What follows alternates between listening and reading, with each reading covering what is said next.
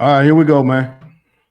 This is Jimmy Hitchcock and Marcus Wall on the Hitch and Wall show. We got Macolm Marshall in the house. Macolm Marshall was one of the guys that came through with the Joppa Posse in 1990. One of the biggest dudes running back ever in the history of Carolina. Started playing first, and he was actually the first one out there. You know, it was a bunch of guys came through. Natron was one of them, but he started before Natron started. So it was something about his talent that they saw that put him out there before Natron. And Natron probably don't like me saying this, but yes, that happened. Macolm Marshall started before Natron Means. But this is I'm inviting him onto the Hitch and Wall show, the Hitch and Wall podcast, and we're gonna talk about him. And we're doing Winston-Salem things because last time we had Julius Reese, and this is another Mr. Winston-Salem. This is Macolm Marshall, Winston-Salem, North Carolina. Macolm, welcome to the Hitch and Wall podcast. Well, thank you. Thank you for having me. What up, my brother? Glad to be here. All right. So we're gonna get into a little bit. So let's talk about what we usually do is we go through a list of things that we talk about. And the first thing that we usually talk about is who got you involved in football and what was it that made you want to stay and play football? Wow, that's a good question. Well, you know, growing up in Winston, man, and where I grew up, you know, I don't know, I guess football was kind of like rites of passage, a way of life. So we had a couple guys that lived down the street in my neighborhood, you know, a guy named Rodney Hatton, David Cruz, a couple of bigger, older guys was playing, and they played for the Indians. And I remember being a kid, Winston-Salem Indians is like a Pop Warner organization. Right. So when I used to see them walking around the Winston-Salem State games, because my parents was Winston-Salem State alumni, we used to go to all the games when I was a kid, and I used to see all the guys walking with their little Indian uniforms on. I was like, man, I want to play for the Indians. You know, I want to play for the Indians. Indians getting the games for free.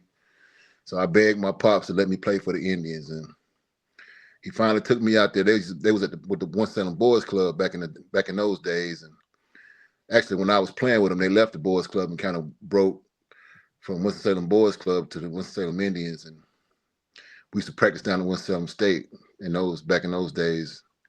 And I started playing with the Indians and kind of developed a passion for it. And it just went from there. I mean, that was like a way of life, really. Playing football. We played football in the spring. I mean, played football in the fall, played baseball in the spring. We had an organization, Twin City Baseball. And that's what you did when you were young, black in East Winston. You played football in the fall and you played baseball in the spring, hand to hand. Yeah. And they got rid of our baseball program. But we still got football around here, and that's just kind of how it happened. This also, you know, what happened with the situation where they took the football out of the middle school? What was that situation? So, like Winston-Salem has a situation where Pop Warner really, you know, you play middle school ball as Pop Warner up in Winston in Forsyth County. How did that come about, and what was the impetus to push that and make that happen as far as the Pop Warner leagues in middle school? I never understood that. I really don't know myself. They claim it was money, man, but you know, they claim it was money. That's all I can say. And it happened right before I got to the 6th grade. They pulled it out. So wow. I had to play Pop Warner through 7th and 8th grade because I think my class was the first class that didn't play middle school football, or we called it junior high school back in those days. Right. We didn't have junior high ball, so we had to play 7th, 8th grade ball. We had to play Pop Warner. Yeah, we did. And so the Pop Warner organizations, I guess, kind of flourished and made more money because of that. But it was a disadvantage in a sense because a lot of the bigger guys at that time in those days, the bigger guys that couldn't make weight couldn't play. Right. In those days, Pop Warner had a weight limit, so you had a lot of guys putting on pads for the first time in 9th grade. You know, like a lot of the big guys, you know, couldn't play. And heck, I was a biscuit away from Not being able to play, right? Not be able to play myself. So yeah, I remember having to run and all that just to make weight, But I always made weight, but I was one of those guys that had to run and put the sweatsuits on and the trash bags and all that stuff that we were make weight. We weren't smart back in those days, putting on trash bags and everything to make the weight. And then I remember my pops bringing me some Whoppers and fries and stuff after I make weight. Right after weight. After weigh in, so I could have some energy to play.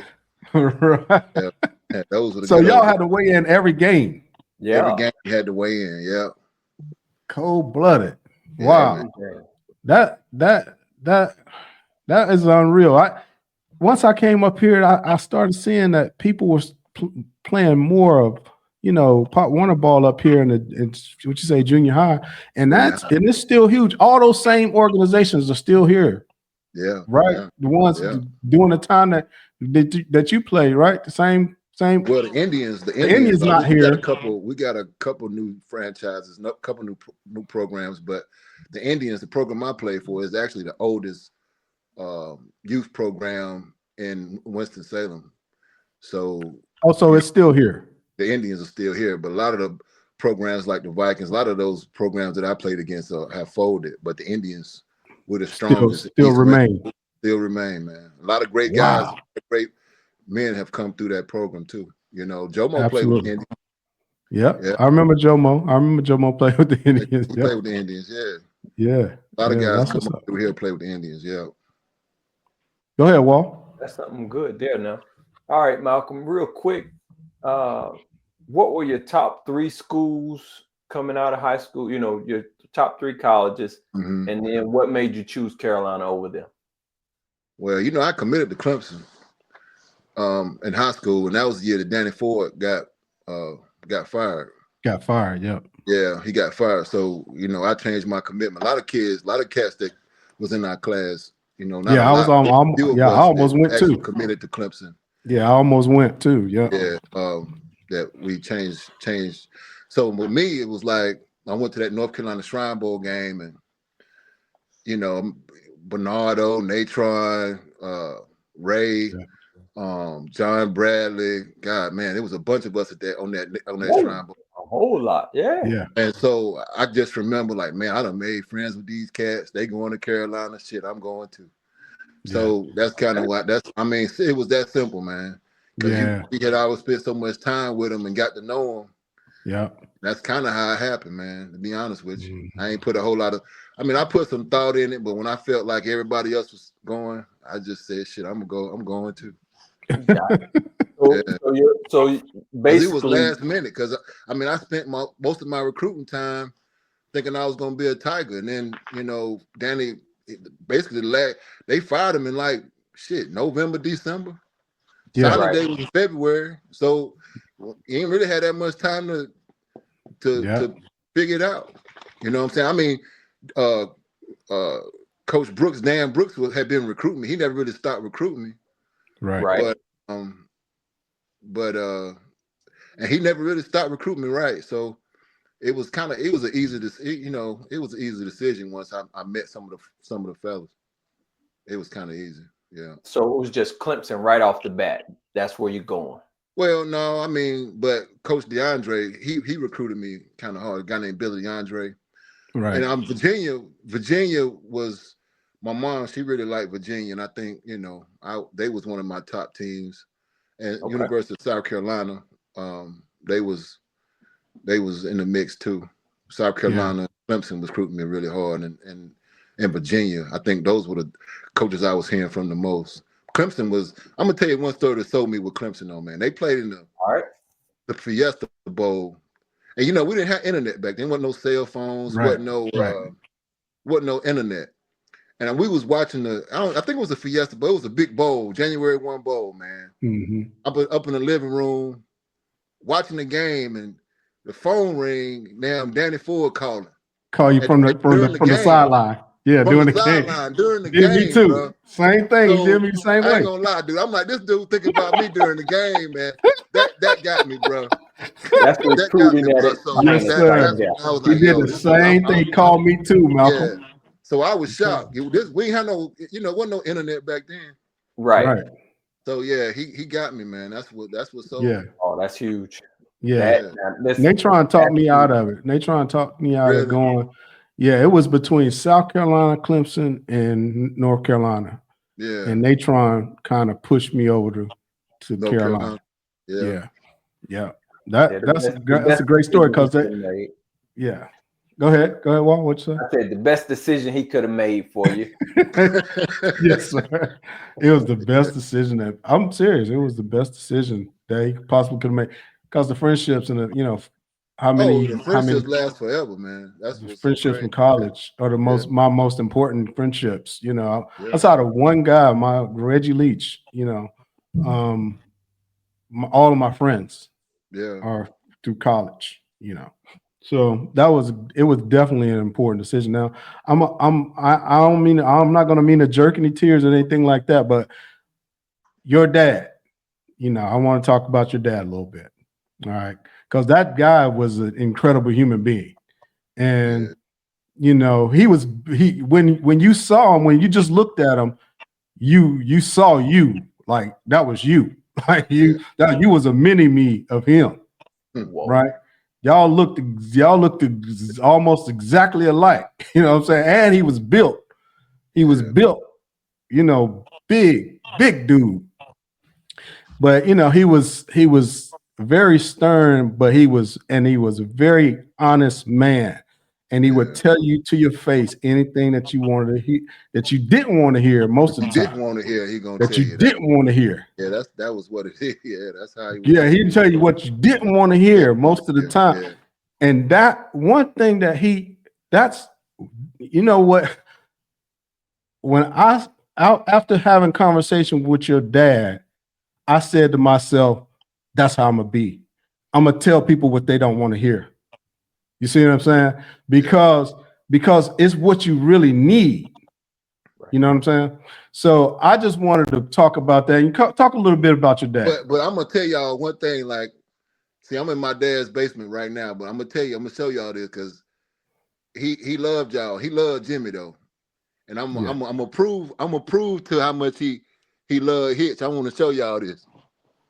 I'm in his basement. I'm gonna walk.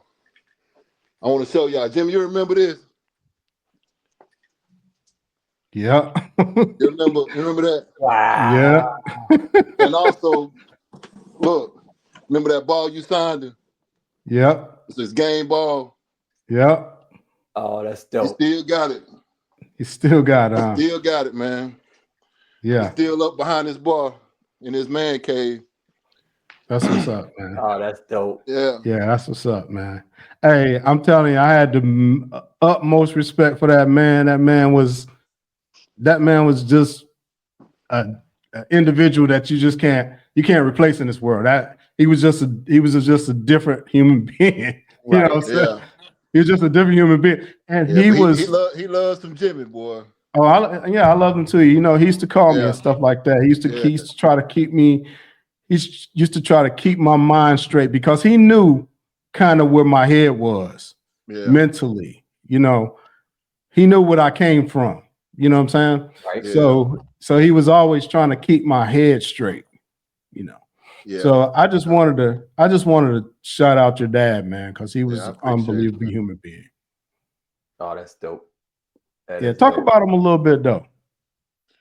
Well, man, he came up from nothing, man. He grew up in Anson County, North Carolina, in Wadesboro. And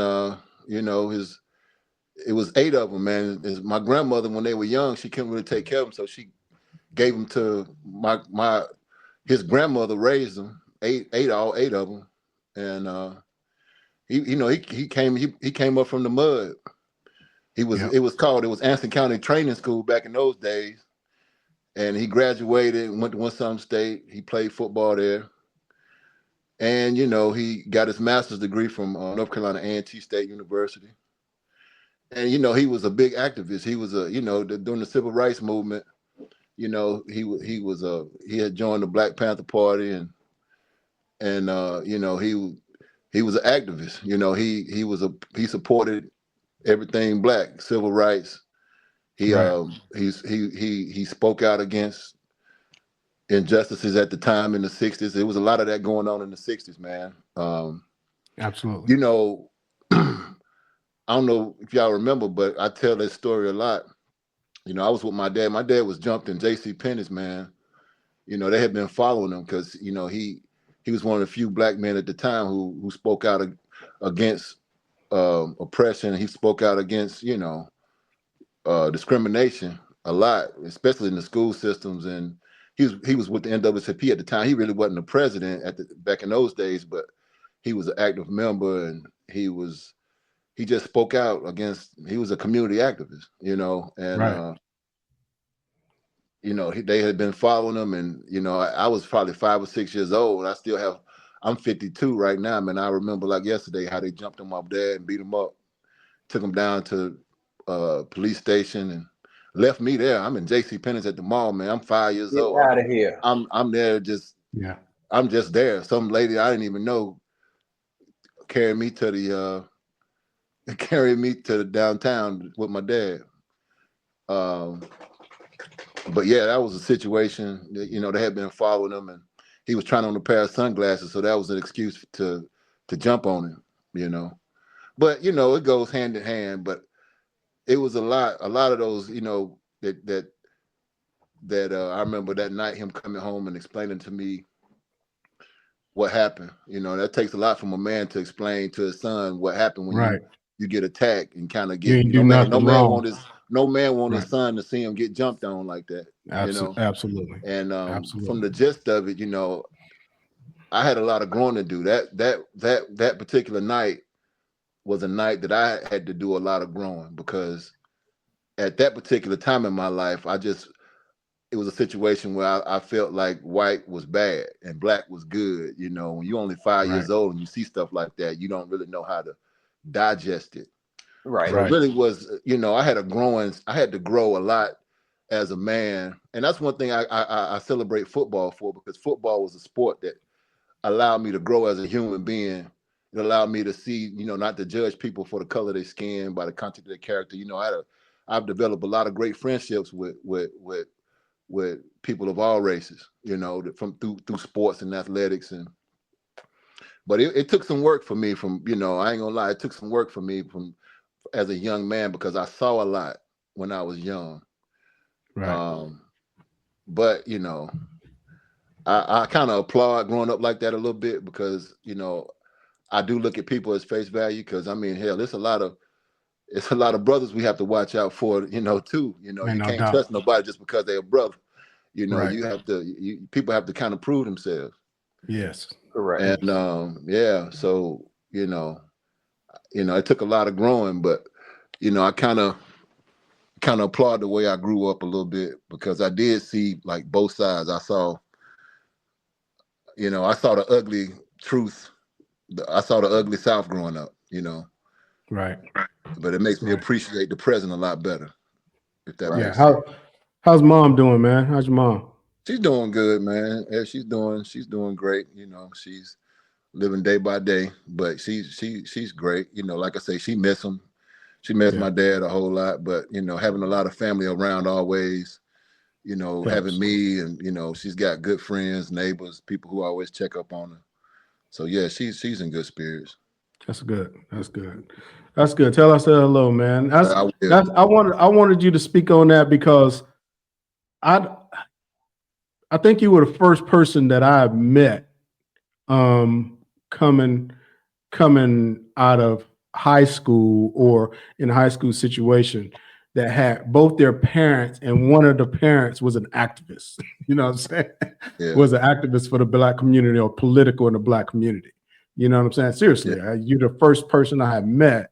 And I remember when I came, you know, we went to, you invited me to your house. We had a break. You invited me to your house, and I visited your house for the first time. Mm-hmm. And I was like, this dude rich. You know what I'm saying? This dude ain't from the hood. You know what I'm saying?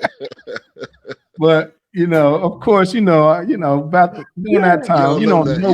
You don't know. You don't know right. what's rich and what's we wasn't rich. You just had right. I know you weren't rich, but I'm saying, but in my mind, because I came from where I came from, I placed you at this dude live in the suburbs and he's rich, and it's actually a black neighborhood. Right. Yeah.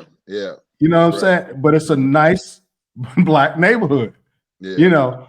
Which I had not seen before.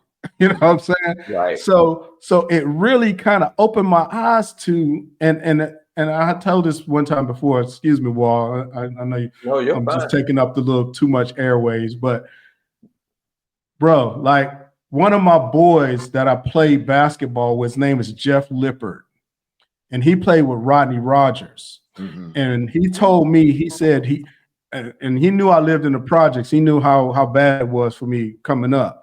And he said to me, he's like, I played with a guy named Rodney Rogers. He lived in Winston-Salem.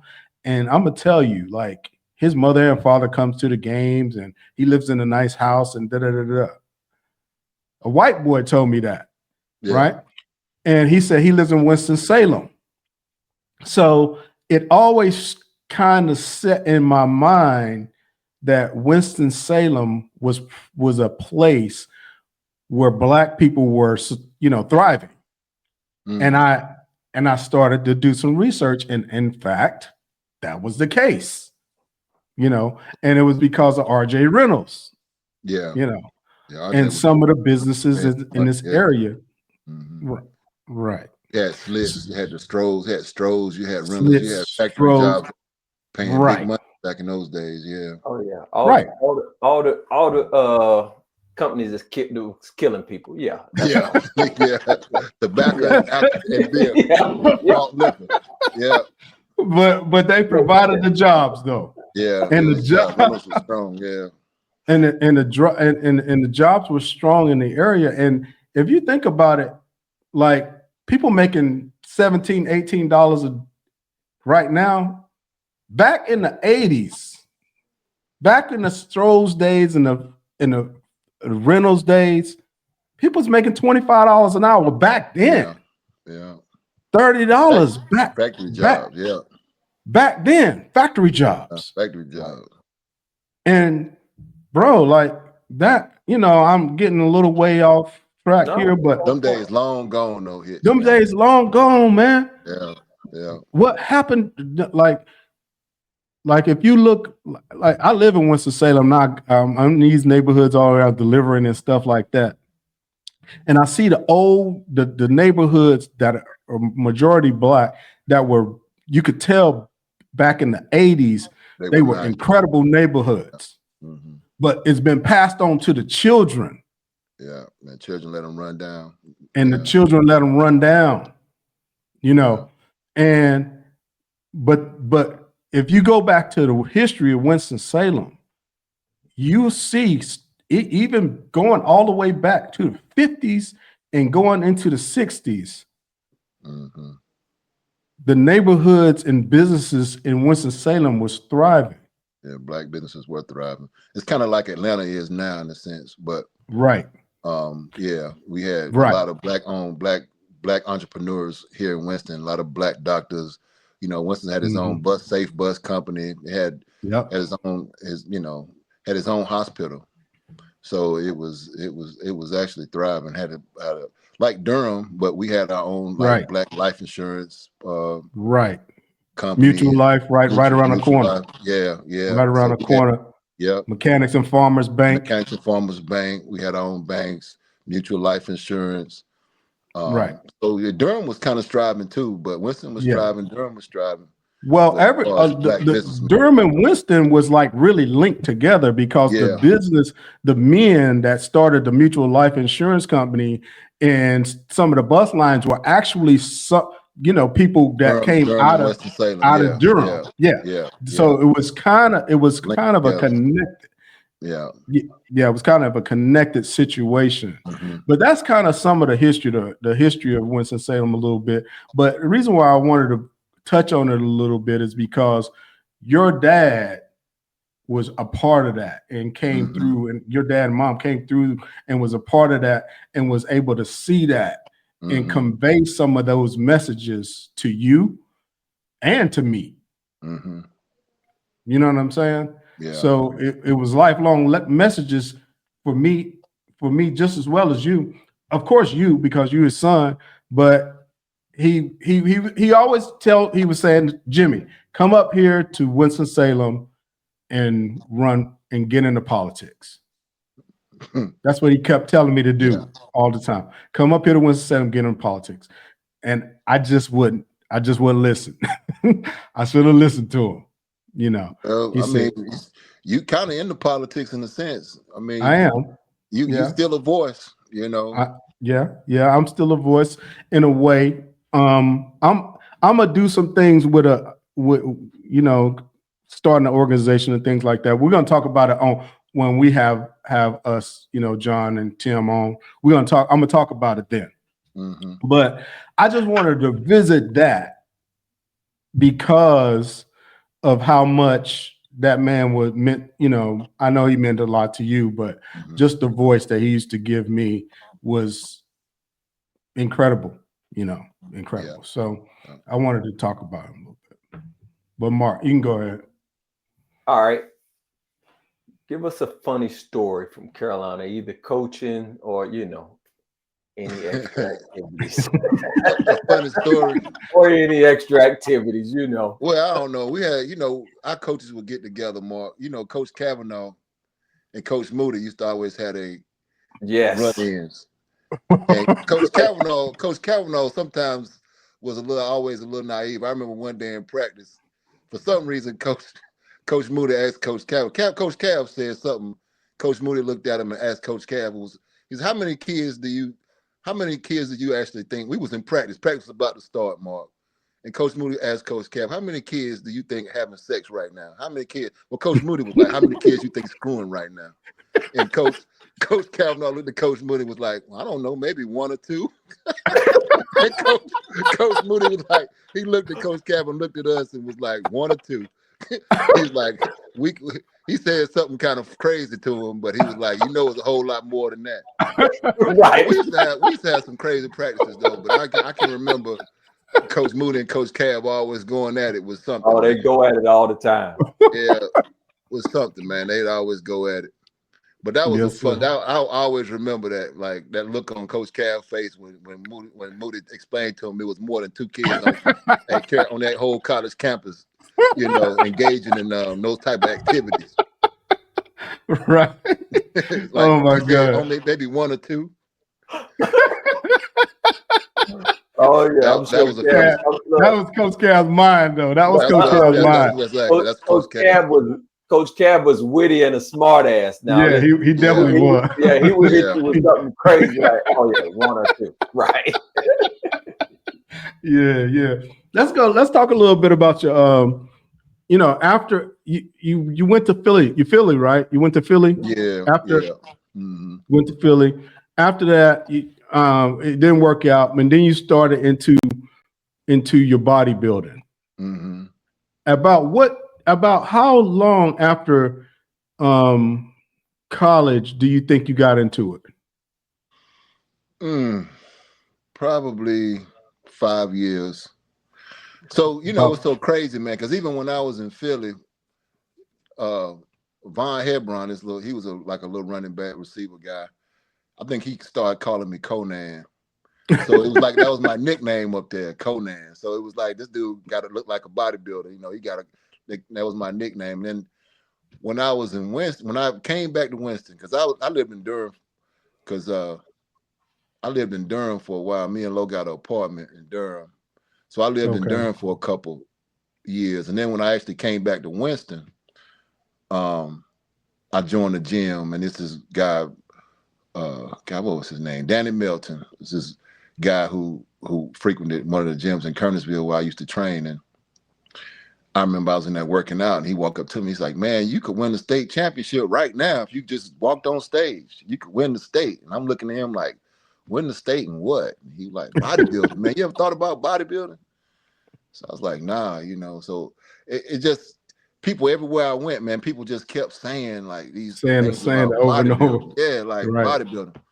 So a buddy of mine I used to work out with, a guy named Maurice Crocker, he took me to we went to a bodybuilding show back in, it was 2000, 2001. He took me to my first bodybuilding show.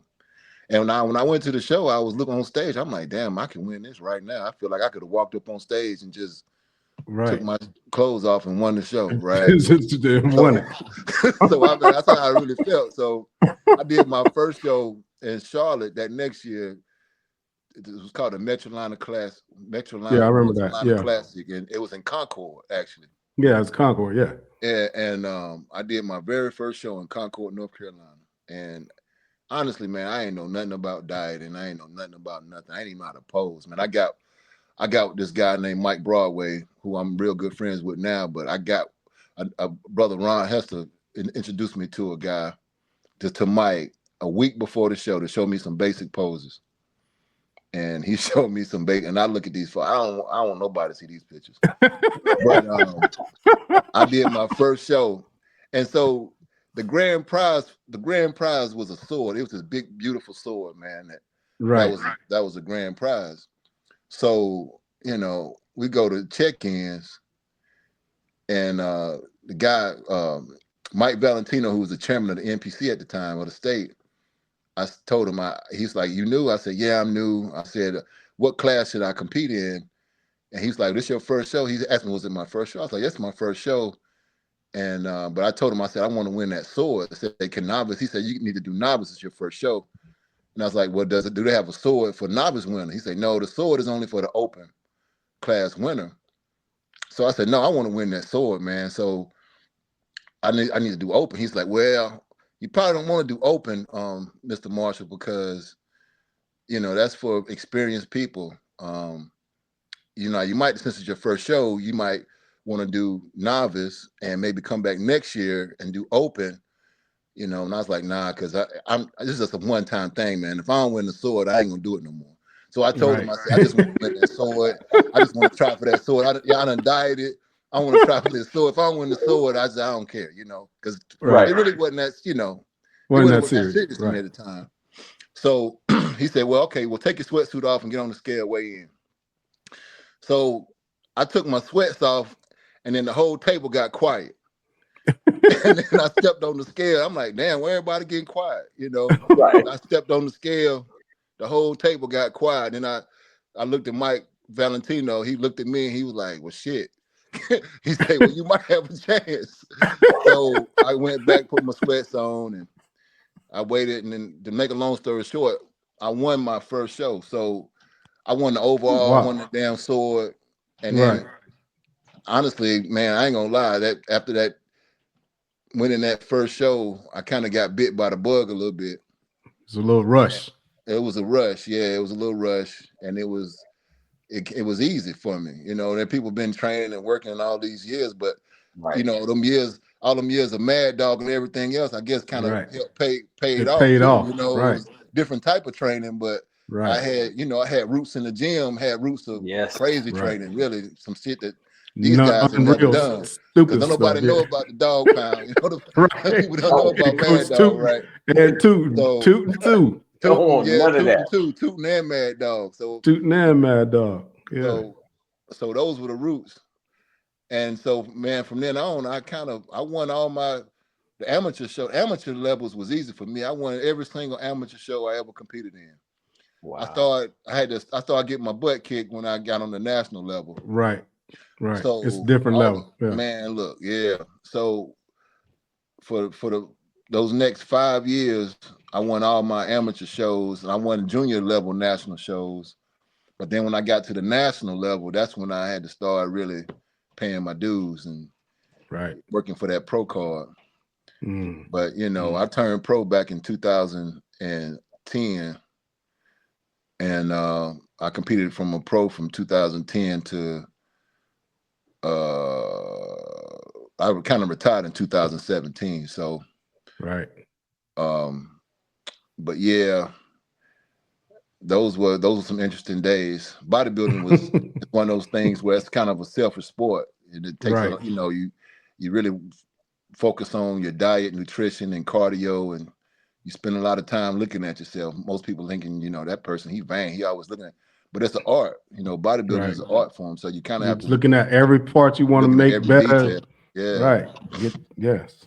So it's an art form, and I enjoyed it, but it wasn't. I didn't love it like I love football. But one thing I can say, it afforded me to travel a lot, travel around the world, travel around the country. I met a lot of good people, and I was one of the fortunate ones. I always had a sponsor, so having a sponsor, you kind of made it easier when you had somebody footing the bill and sending in making money. So I had sponsor. Even I had a sponsor as an amateur. So before I turned pro, I had a sponsor. Yeah, that was what was it called? What was it called? Well, I was with a company called Iovate, which was the president company for Muscle Tech. I know y'all heard of Muscle Tech. Yes, right? Muscle Tech. Yes, Muscle Tech. I was with them first with Iovate. They were out of Canada, and then when Iovate let me go, then I signed with a company, Natrol, which they make like ProLab and MRI. Yeah, ProLab. Yes. So I was with them. Natrol too. Yeah. So I was with them until I quit. In 17. So I had some good times, man. I enjoyed bodybuilding. Oh man, that. Yeah, it seemed like it was a good run, and for a lot of people, you don't have something else to jump into after football, and it kind of hurts you a little bit. But that passion that you have for bodybuilding probably kept you from going into a depression. Well, I think that depression kind of happens for everybody. But one thing I can say, the gym kind of saved me, because I used to just love training, man. And I tell some people, if you feeling depressed, man, some of the best remedy, man, if you go in the gym and you just go kill it in the gym sometimes, I mean, you feel great afterwards. That helps, man. And so I think that was because after getting cut from Philly, man, I ain't gonna lie, that was tough, right? But the gym was great, man, and bodybuilding just kind of fell into my lap, Right.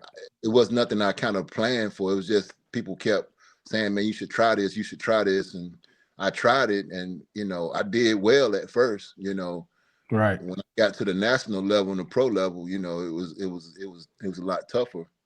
Right. But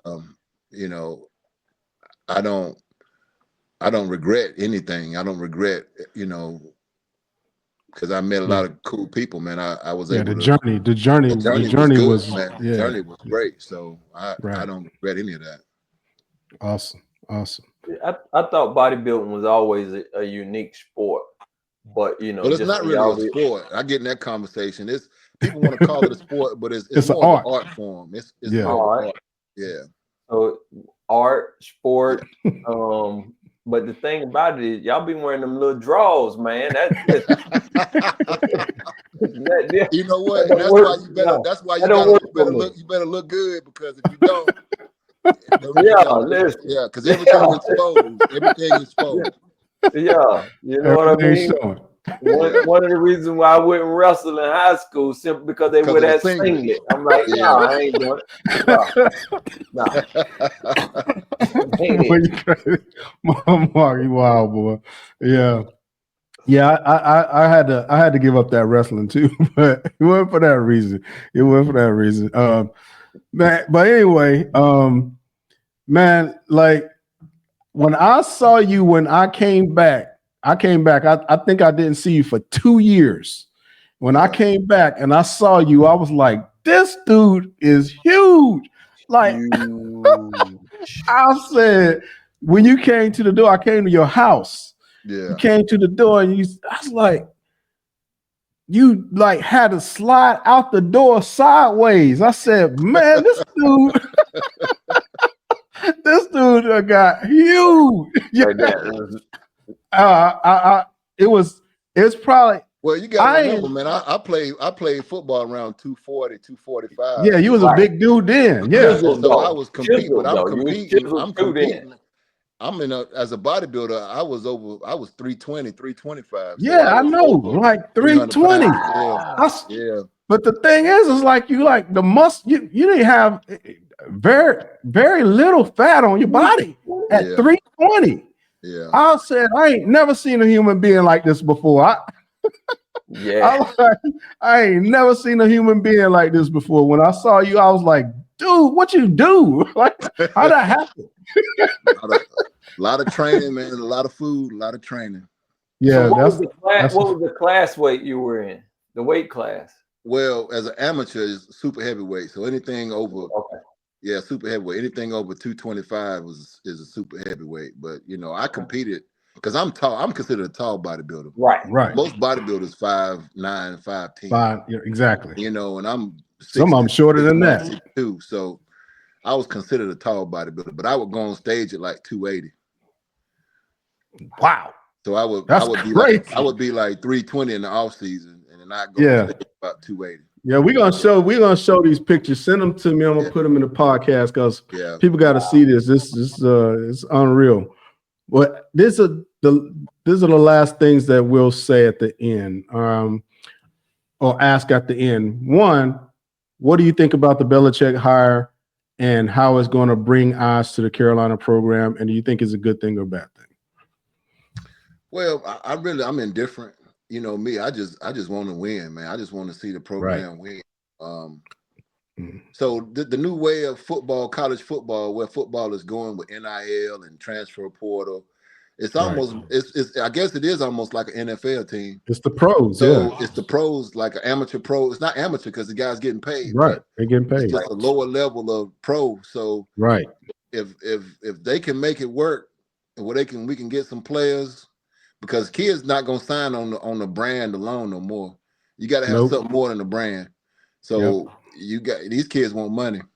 That's right. So I just want to see us win, man. So I'm indifferent right now. I ain't gonna lie. I actually wanted to see us hire somebody younger. Like I would have loved to see somebody maybe 40s, a coach with energy. I kind of wanted somebody like Oregon's offensive coordinator, Will Stein, somebody like Texas offensive coordinator, somebody like that's what I was hoping for. But when they said Belichick, I ain't gonna lie, it's not in a million years I thought Belichick would come to UNC. So that took me totally off guard. Just hold on one second. So are you saying he ain't gonna have no energy? He gonna be out there? What is he saying? They did catch him sleeping at the basketball game, dog. They caught him sleeping at the basketball game. He must be up watching film. I'm gonna tell you, that's exactly what the dude is doing. That's exactly what he's doing, bro. He ain't sleeping. This dude, 4 hours sleep, probably, maybe. He probably sleeping in the facility. Yeah. With the film. I'm telling you. He probably sleeping in the facility and waking up in the facility. I don't know. I'm telling you, that's who he like is. This. And he got a 24-year-old girlfriend. So he's not. She's wearing him out. He ain't sleeping. That's why he was asleep. So I don't know. That's why my thing is, I just want what's best for the program. I want to see see the Heels winning, man, in the win column. By any means, you know what I'm saying? So I don't care, I don't care who they get a job to. I just want them to get the right person where we can win, basically. I guess I probably feel like a lot of alumni feel. We just want to win. And absolutely. So maybe if he can do it. But only thing about it is if he does win, it ain't gonna be, how many years do you think we're gonna get out of it? 3 years tops. 3 years, maybe. Tops. Yeah. Yeah. 3 years tops. So that's why I kind of wanted somebody young, man. I wanted somebody who we could get 10 years out of, a winner that we could get 10 years. But, we gotta, I guess, rebuild a brand. Not to say Coach Brown ran it in the ground, but we gotta kind of rebuild a brand. Yeah. And maybe Belichick can do it. Yeah, but the one thing that I would like for us to get rid of is if you see Carolina, you see soft. That type of feeling that people, when you hear people talk about Carolina, like when I'm sitting in the stands and I'm watching people calling the rude boys, the polite boys. Yeah. Calling man, they need somebody. They need a coach. We had Mad Dog. We had Mad Dog to get us hype, right? And he was more than just a strength coach. They got to get somebody in that program that's going to connect with them players. Somebody who know how to turn that switch on. Exactly. It might not be a strength coach. He could be a position coach, but it's got to be a coach. Anybody, I agree. That can relate to turn the fire on. You know what I'm saying? Yep. Because football is attitude too. A lot of football is attitude. You can have all the X's and the O's, and the guys can be in the right place to make the tackle, but you still got to run through them. Right. So the attitude, the defensive coordinator can't play for you. He can get you in the right position, but if your ass ain't tackling nobody, then defensive coordinator look bad, right? The player can be in the right place, but if you ain't making the tackle, so my thing is, you gotta figure out. You gotta have a coach that's gonna light a fire under the guys. Exactly. Not just none of this arm tackling shit. Run through people. Right. And I think the NCAA kind of hurt because you can't hit no more in practice, so you can't practice tackling no more. Tackling has become a lost art form. Yep. Remember back when we played, Mark, we hit on Mondays and Tuesdays.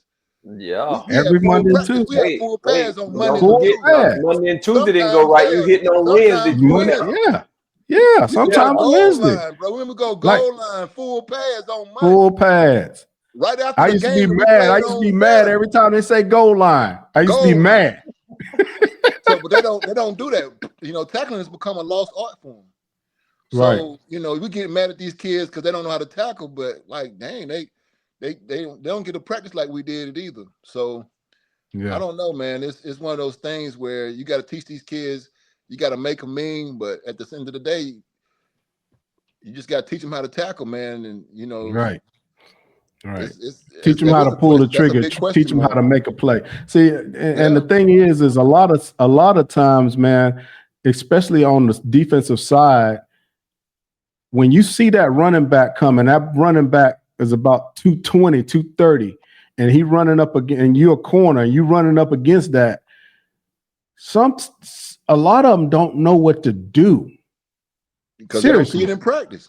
They don't see it because they don't know what to do. Because you see that guy, he's bigger than you. The first thing I'm gonna do is I'm gonna make this guy think that I'm gonna hit him high, but I'm always gonna hit him below the knees. I'm gonna hit him. I'm gonna get him down below the knees. You know what I'm saying? You make them think that you're gonna go high, and then you just go low. I mean, that's the way. But these kids, they don't have to wrap up these days. They don't wrap up. Could you imagine if Natron was playing today? No. Being 230 and these kids don't want to tackle. He would have had 4,000 yards. Yeah.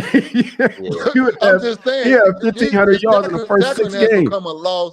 Tackling has become a lost art form. Absolutely. It has, man. Absolutely. These kids don't know how to tackle.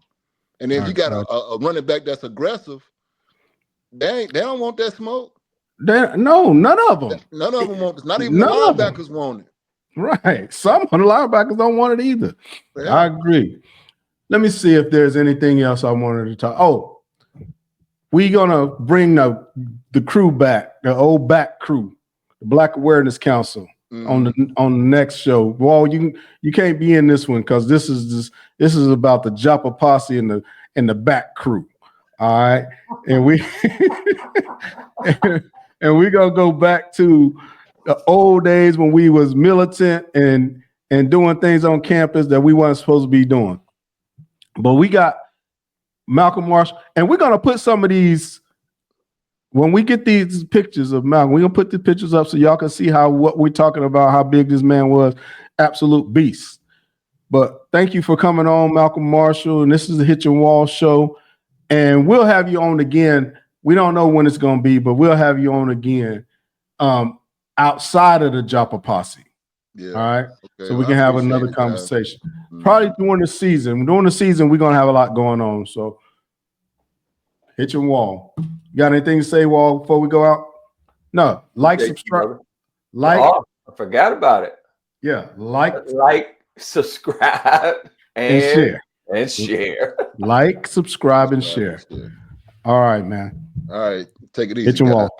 Easy. All right. Peace. That was good, man. Oh yeah. Oh shit. You should have told him to stay on. Dang.